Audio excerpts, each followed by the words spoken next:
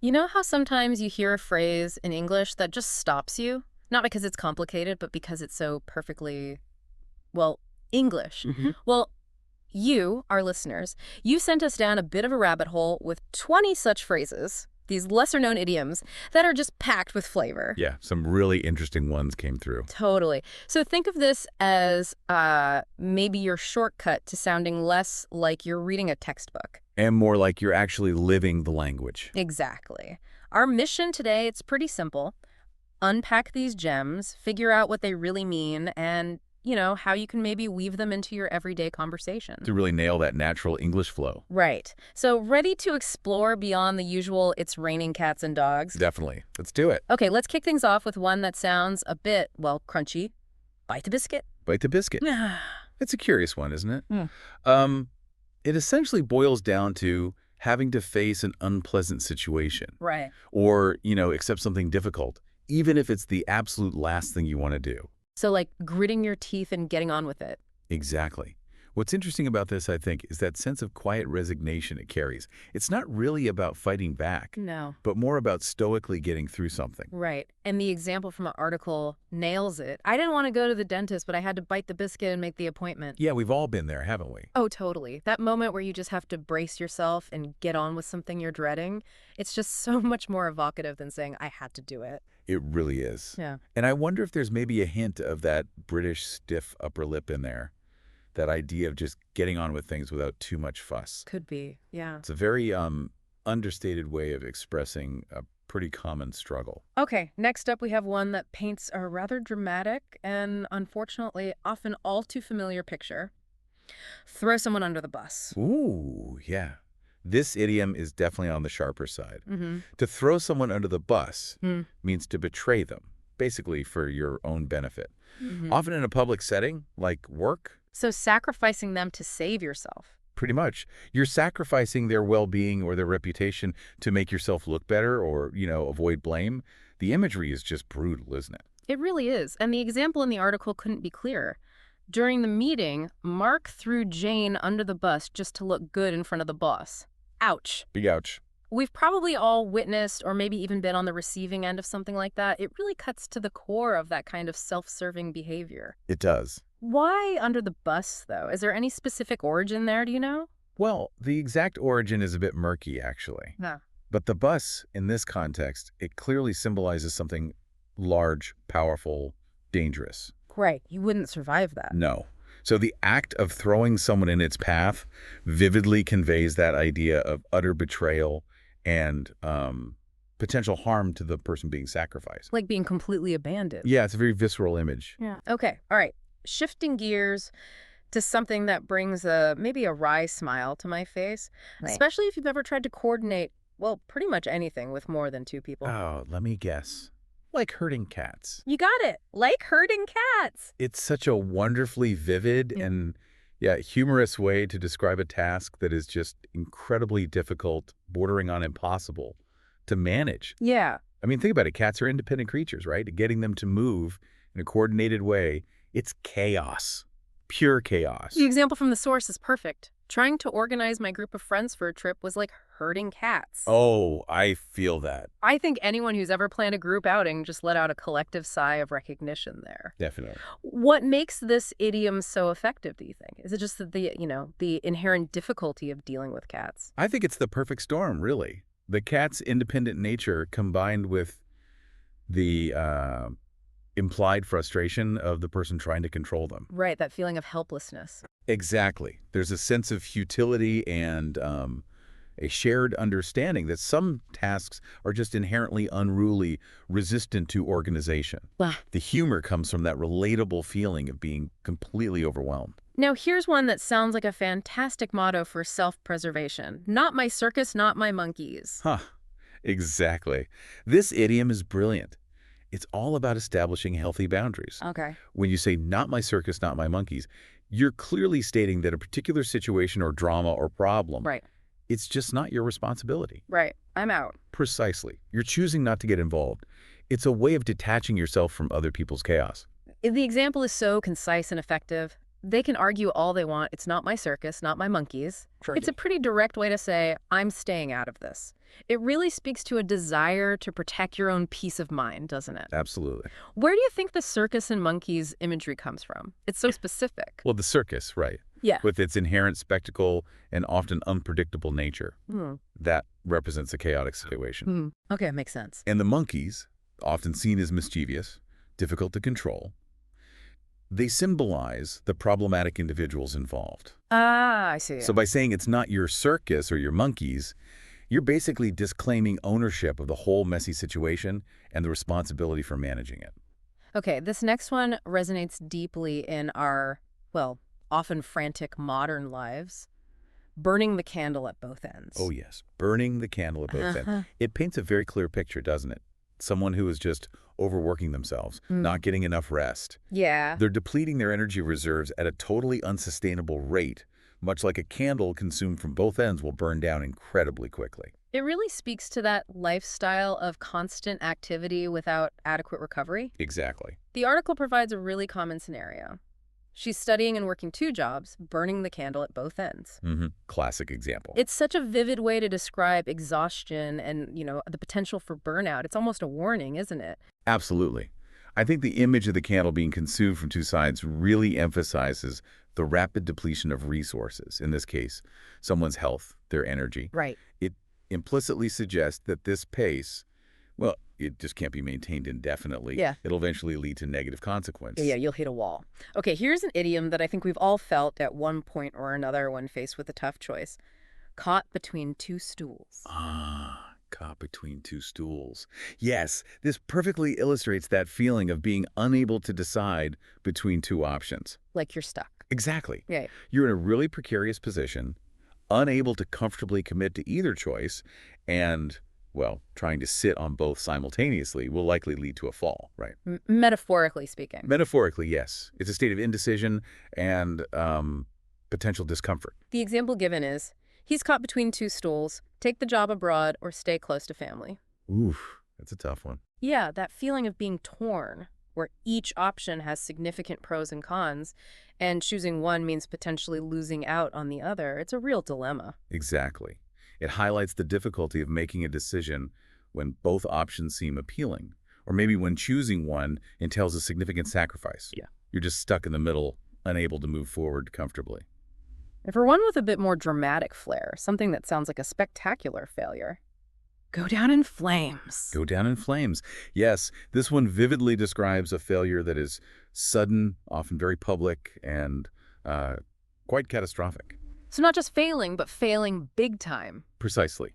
It's not just a minor setback. It implies a complete and dramatic collapse of something like a project, a business venture, maybe even a personal endeavor. Right. The flames part really adds that element of, destruction and finality. The example is stark. The company's new product launch went down in flames due to poor planning. Yeah, you can almost see the metaphorical explosion, right? Totally. The utter devastation of a failed attempt. It's certainly a more impactful way to say something didn't succeed. It is. The imagery evokes a sense of complete, utter failure, leaving very little room for recovery. It's a memorable and dramatic way to describe a significant disaster. Let's move to something a bit more celebratory now, an idiom that suggests a night of uninhibited fun. Paint the town red. Paint the town red. This is a wonderfully exuberant idiom. It just means to go out and have a wild, lively, festive time. Well, letting loose. Yeah, often involving partying, general merriment. It suggests a night of letting loose and enjoying oneself to the absolute fullest. The example is, after our exams, we went out and painted the town red. Sounds about right. It definitely conjures up images of celebration and carefree fun. It makes you wonder, though, why red? Is there any historical significance to that color here? That's a fascinating question, actually. While the exact origins are debated, the color red has long been associated with excitement, passion, even a bit of rebellion. Okay. So it's possible the phrase originally implied a more, let's say, riotous or even slightly mischievous form of celebration, metaphorically coloring the town with their energetic activities. Interesting. Okay, here's one that describes a sudden and intense loss of temper. Fly off the handle? Fly off the handle. Yeah, this means to suddenly become very angry and just lose control of your emotion. Zap. Exactly. Yeah. It suggests a quick and unexpected outburst of temper, much like, say, an axe head suddenly detaching from its handle and flying away. Wow, okay. The emphasis is really on the suddenness and the loss of control. The example provided is quite clear. Dad flew off the handle when he saw the broken window. Yep. You can almost picture the sudden explosion of anger. Totally. What does the handle symbolize in this context, then? Well, the handle represents control, stability. Right. So when someone flies off the handle, they lose that control, and their anger becomes erratic, unpredictable. The imagery effectively conveys that sudden, uncontrolled nature of the outburst.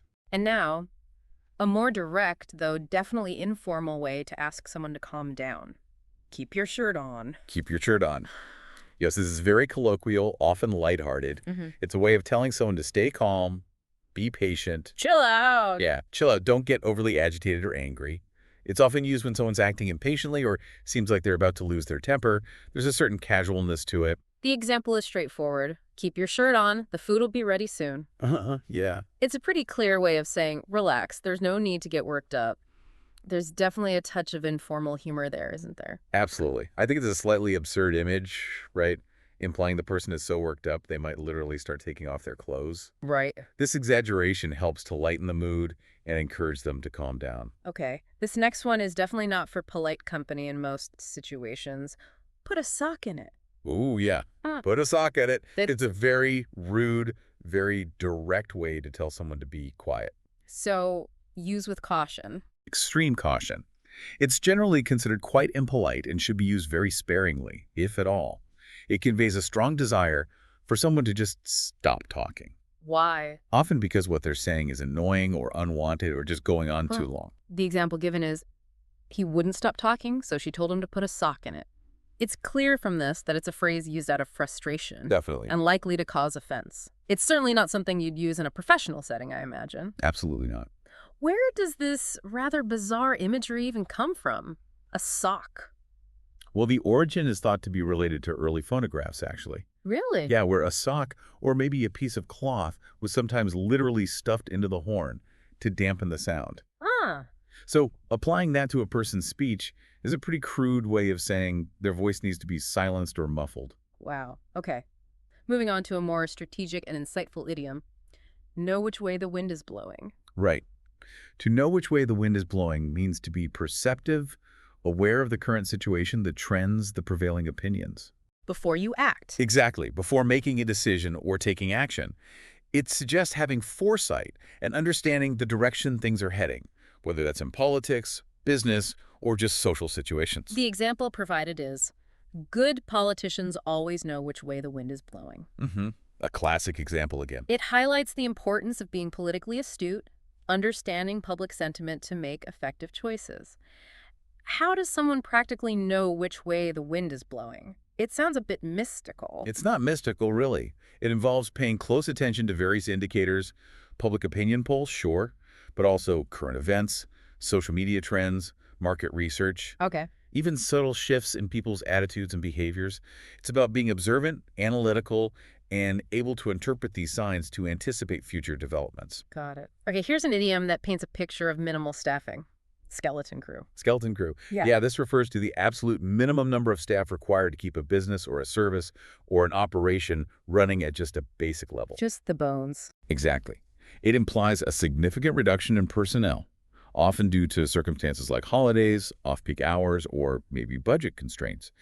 The image is of just the essential framework remaining. The example is, only a skeleton crew was working during the holiday weekend. Yep. It really conveys that idea of a place being minimally staffed with just the necessary people to keep things ticking over. Exactly. It emphasizes the bare essentials being in place, with most of the usual workforce absent. It suggests a limited capacity and perhaps a slower pace of operations, too. Now, for an idiom that helps to keep minor issues in perspective, a storm in a teacup. A storm in a teacup. I love this one. It's a wonderful idiom that describes a situation where a small, insignificant problem or disagreement is just blown way out of proportion. Made into a huge drama. Exactly, exaggerated, made to seem much more serious and dramatic than it actually is. The contrast between the immense power of a storm and the tiny scale of a teacup really highlights the absurdity of the overreaction. The example is, their fight was just a storm in a teacup. It's a great way to downplay a petty argument or someone making a massive deal out of something trivial. It is. It's quite a gentle way, actually, of suggesting that people are overreacting and that the issue at hand is, well, not as significant as they're making it out to be. Here's one that can be incredibly frustrating to encounter, especially when you feel like you're making progress. Move the goalposts. Ooh, yes. Move the goalposts. This describes a particularly unfair tactic where someone changes the rules or the requirements of a task or competition after you've already started working towards the original objectives. So frustrating. Incredibly. It creates a sense of injustice and makes it much harder, if not impossible, to achieve success because the target keeps shifting. The example is infuriatingly relatable. I was about to complete the task when they moved the goalposts again. You just want to scream. Right, that feeling of constantly having your efforts undermined because the criteria for success are never fixed. It really speaks to a lack of integrity, I think, and can be incredibly demotivating. It suggests the person moving the goalposts is either deliberately trying to prevent success Or just disorganize. or maybe just being inconsistent and unfair in their expectations. Either way, it's not good. Okay, this next one suggests a sudden and often opportunistic departure. Jump ship. Jump ship. Yeah. This means to suddenly leave a job or an organization or a situation, often when things are becoming difficult or unfavorable. Getting out while the getting's good. Or bad. Kind of. It implies a swift and sometimes unexpected departure, often with the implication of seeking a better opportunity elsewhere. The nautical imagery is quite strong here. The example is 3 employees jumped ship after the new manager arrived.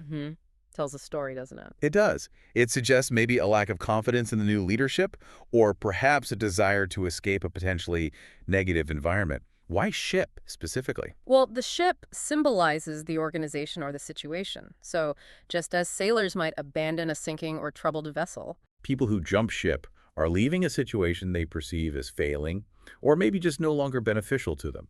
It often implies a degree of urgency and self-preservation. Makes sense. Okay, here's an idiom that describes an unexpected disruption or obstacle. Throw a spanner in the works. Throw a spanner in the works, or as Americans might say, a wrench. Ah, right. Spanner wrench. Yeah. It means to do something that causes unexpected problems or hinders the progress of a plan or operation. Okay. The image of a spanner, or a wrench, being thrown into machinery vividly illustrates how a small, unexpected interference can bring everything grinding to a halt or cause significant disruption. The example is, the weather threw a spanner in the works of our beach plans. A classic British example. Indeed. It perfectly highlights how unforeseen circumstances can derail even the best-laid plans. Exactly. It emphasizes that element of surprise and the way in which a seemingly minor obstacle can have a really significant negative impact on progress. Okay, this next one is all about efficiency and getting straight to the point. Cut to the chase. Love this one. Cut to the chase. It means get to the main point, the most important part of a discussion or story, without all the unnecessary introductions or details or preamble. Stop beating around the bush. Exactly. It's about being direct and valuing brevity in communication. It implies wanting to avoid wasting time on less relevant information. The example is direct and to the point itself. Let's cut to the chase. Are you joining us or not? Perfect. It's a clear and efficient way to ask for a decision. It is. It prioritizes the essential information and seeks a quick resolution by bypassing any unnecessary fluff or background. Very useful. Here's an idiom that advises taking a moment for things to settle down. Let the dust settle. Let the dust settle. Yeah. Such wise advice packed into a simple phrase.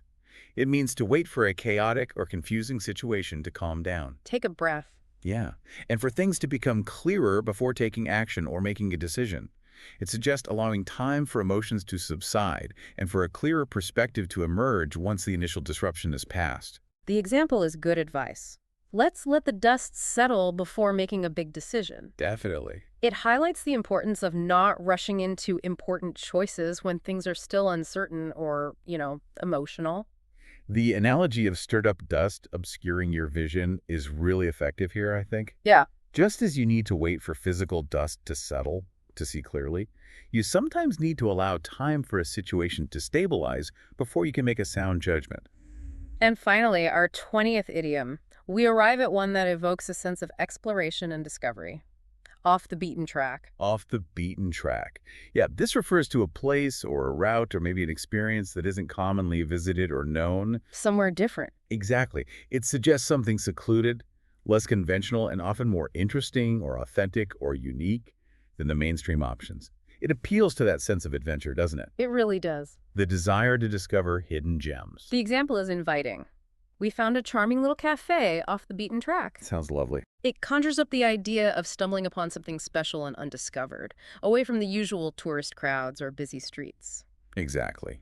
It speaks to the allure of the less traveled path and the potential for finding something truly memorable and distinct. Well, there you have it, a deep dive into 20 fascinating, less common English idioms. Hopefully, you've picked up a few new linguistic tools to add some extra color to your English. That article you shared was a goldmine.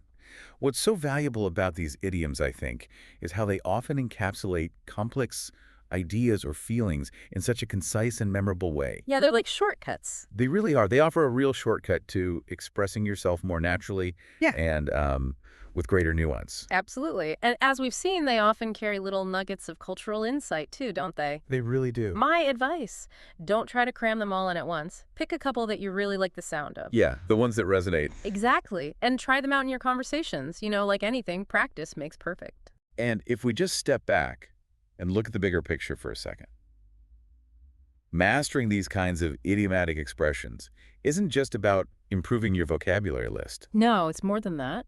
It's about gaining a deeper appreciation for the richness and the creativity of the English language and maybe the cultural perspectives embedded within it. Yeah, that's a great point. It makes you wonder, doesn't it? What other hidden layers of meaning are waiting to be uncovered in the way we speak every single day? Exactly. Food for thought.